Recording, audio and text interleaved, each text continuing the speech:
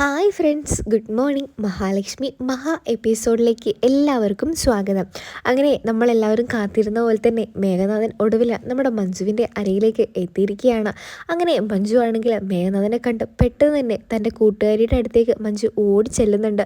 അപ്പോൾ കൂട്ടുകാരി ചോദിക്കുന്നുണ്ട്, എന്ത് പറ്റി മഞ്ജു, എന്താ പ്രശ്നം, നീ എന്താ ഇങ്ങനെ ഒട്ടും പ്രതീക്ഷിക്കാതെ ഓടി വരുന്നത്, എന്താ പ്രശ്നം, എന്തെങ്കിലും പറ്റിയോ നിനക്ക് എന്നൊക്കെ ഇങ്ങനെ ചോദിക്കുന്നുണ്ട്.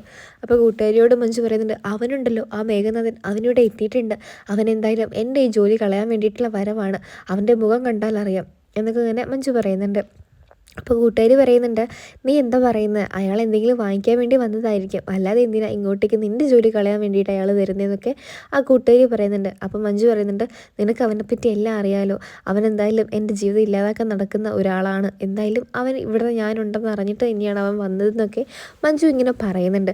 ഇനിയിപ്പോൾ എന്താ ചെയ്യാന്നൊക്കെ കൂട്ടുകാരിയും പറയുന്നുണ്ട്.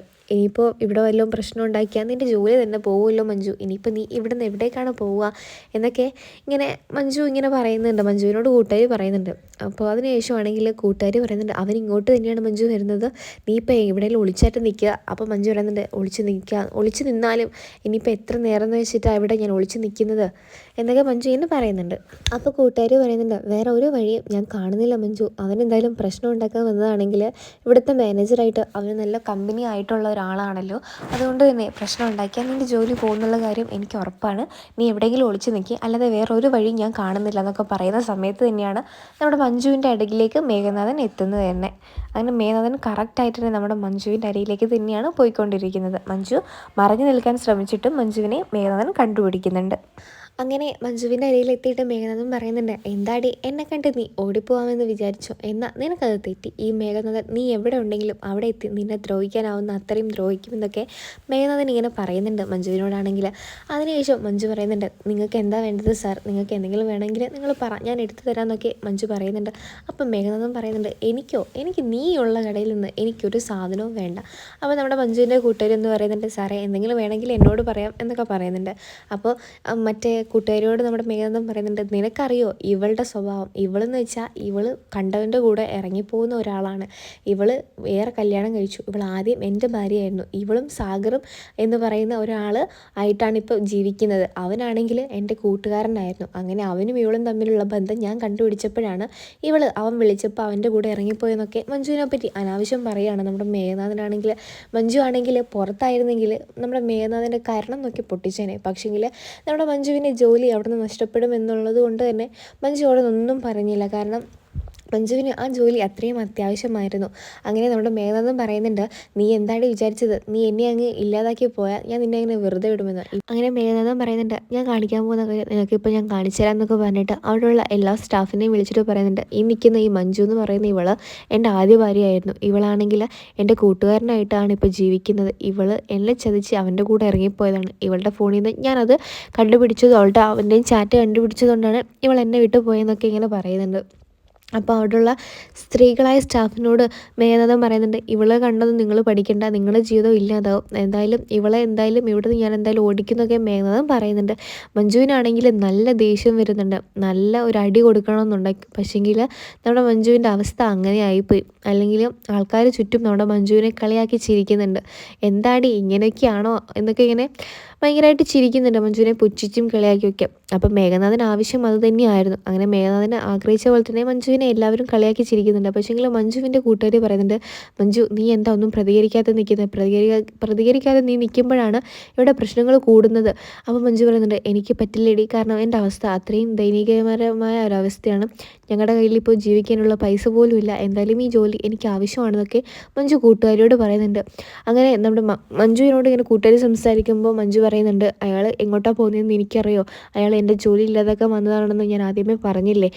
അതേ മഞ്ജു, നീ പറഞ്ഞത് വളരെയധികം തന്നെ ശരിയാണ്, മേഘനാഥൻ എന്തായാലും നിന്നെ അങ്ങനെയൊന്നും വിട്ടുകളയാൻ ഉദ്ദേശിച്ചിട്ടില്ല, നിൻ്റെ ജീവിതം ഇല്ലാതാക്കാൻ തന്നെയാണ് അയാൾ ഇവിടെ എത്തിയതെന്നൊക്കെ മഞ്ജുവിനോട് കൂട്ടുകാർ പറയുന്നുണ്ട്.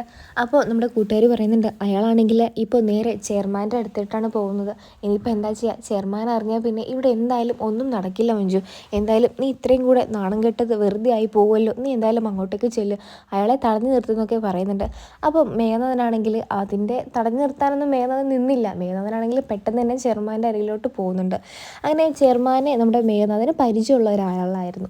കാരണം മേഘനാഥൻ്റെ വീട്ടിൻ്റെ അടുത്താണ് ആ ഒരു വലിയൊരു ഷോപ്പ് ഉള്ളത് തന്നെ. അങ്ങനെ മേഘനാഥനാണെങ്കിൽ പെട്ടെന്ന് തന്നെ അവിടേക്ക് പോകുന്നുണ്ട്. അങ്ങനെ ചെയർമാനെ കണ്ടിട്ട് കാര്യങ്ങളൊക്കെ പറയുന്നുണ്ട്. ഈ നിൽക്കുന്ന ഇവളുണ്ടല്ലോ വെറും പോക്ക് കേസാണ്, ഇവൾ കണ്ട ചെറുക്കന്മാരെ എല്ലാം വളച്ചു കൊണ്ടുവരുന്ന ഒരു ടൈപ്പാണെന്നൊക്കെ അവളുള്ള എല്ലാവരെയും പറഞ്ഞു പറ്റിക്കുകയാണ് നമ്മുടെ മേഘനാഥനാണെങ്കിൽ. ഒരു സത്യാവസ്ഥ മനസ്സിലാക്കാൻ ഈ ലോകത്ത് ആരും തന്നെ ശ്രമിക്കാറില്ല. കാരണം മറ്റുള്ളവരെ കുറ്റം പറഞ്ഞ് അത് രസിക്കാൻ വേണ്ടി മാത്രം ആൾക്കാരാണ് ഈ ലോകം മുഴുവൻ നമുക്കായിട്ട് കാണിക്കുന്നത് തന്നെ. ഒരാളുടെ സത്യാവസ്ഥ മനസ്സിലാക്കാൻ അവിടെ ആരും ശ്രമിക്കുന്നില്ല. അതുപോലെയാണ് ഈ മഞ്ജുവിൻ്റെ അവസ്ഥയെ നമുക്കവിടെ കാണാൻ സാധിക്കുന്നത് തന്നെ.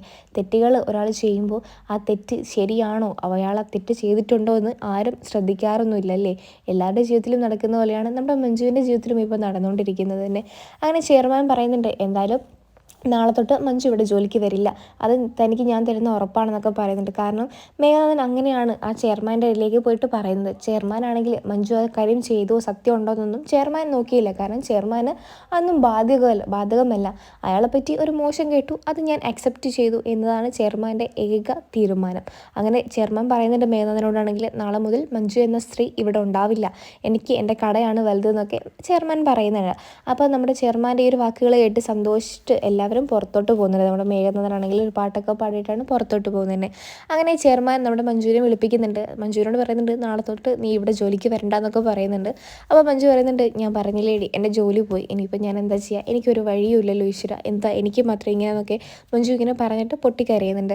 അതിനുശേഷമാണെങ്കിൽ മേഘനാഥൻ ഉണ്ണിയുടെ അരിയിലേക്ക് പോകുന്നുണ്ട്. ഉണ്ണിയുടെ അരിയിലേക്ക് മേഘനാഥൻ പോയിട്ട് പറയുന്നുണ്ട്, എന്തായാലും അവളുടെ ജോലി ഞാൻ ഇല്ലാതാക്കിയിട്ടുണ്ട്, നാളെ മുതൽ മഞ്ജു ആ ടെക്സ്റ്റൈൽസിൽ ജോലിക്ക് നിൽക്കില്ല. കാരണം ആ ചെയർമാനെ എനിക്ക് അറിയുന്ന ഒരാളാണ്. പിന്നെ ഞാൻ കുറച്ച് കൂട്ടിയും പറഞ്ഞു കൊടുത്തിട്ടുണ്ട് മഞ്ജുവിനെ പറ്റി, എന്തായാലും അവൾ അവിടെ നാളെ ഉണ്ടാവില്ല. അങ്ങനെ ഉണ്ണി പറയുന്നുണ്ട്, അത് തന്നെയാണ് മേഘേട്ട എനിക്കും വേണ്ടത്, അവൻ്റെ ജോലി ഞാൻ കാരണം അവിടെ നിന്ന് പോയിട്ടുണ്ട്, ഇനി അവളുടെ ജോലിയും കൂടെ പോകണം, അവർ രണ്ടുപേരും പട്ടിണിയായിരിക്കണം. എന്തായാലും നമ്മുടെ ഉണ്ണിയുടെയൊക്കെ മനസ്സിലിരിപ്പോൾ സ്വന്തം പെങ്ങളെ പട്ടിണിക്കിടണം എന്നൊക്കെ ഒരു ഏട്ടൻ ആഗ്രഹിക്കുമോ അല്ലേ പ്രേക്ഷകരെ. അങ്ങനെയാണ് നമ്മുടെ ഉണ്ണി പറയുന്നത് തന്നെ. അങ്ങനെയാണ് ഈ ഒരു പ്രമോ റിവ്യൂ അവസാനിക്കുന്നത്. ഈ ഒരു സീരിയൽ നിങ്ങൾക്ക് ഇഷ്ടമാണെങ്കിൽ ചാനൽ ഒന്ന് സബ്സ്ക്രൈബ് ചെയ്ത് സപ്പോർട്ട് ചെയ്യണേ. അപ്പം മറ്റൊരു പ്രമോ ആയിട്ട് വരാം. അപ്പോൾ ബൈ.